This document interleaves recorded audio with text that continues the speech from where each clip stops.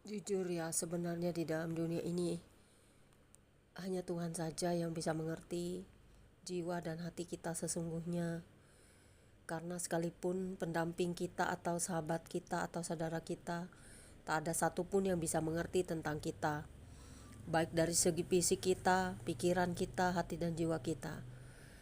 Dan pasangan kita sekalipun tidak akan pernah memahami jiwa kita dan bagaimana mood kita setiap hari yang berbeda-beda. Bagaimana juga kita bertindak setiap hari bisa berbeda, bisa konsisten. Karena apa? Tidak ada yang bisa memahami diri kita sendiri kecuali kita sendiri. Sebab kebanyakan pasangan itu egoisnya tinggi dan hanya mementingkan kepentingannya sendiri tanpa pernah memahami pasangannya. Jadi bersyukurlah jika Anda punya pasangan jiwa atau spiritual yang sama, frekuensinya sama, pengertiannya.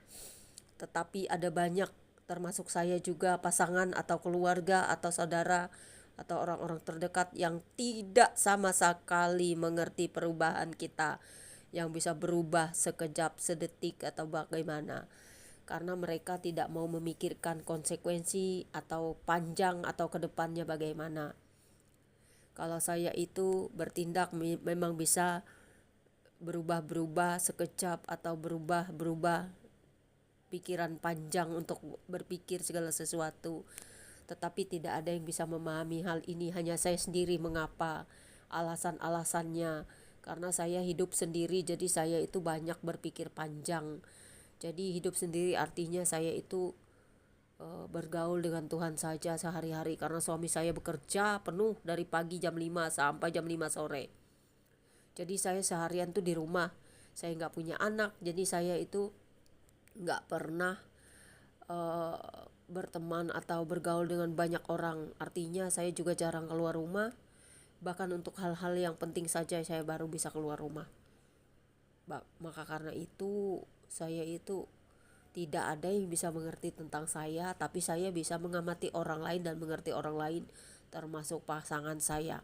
Termasuk bagaimana hati orang, jiwa orang, mata orang, atau kelakuan sikap orang saya amati, termasuk pasangan saya.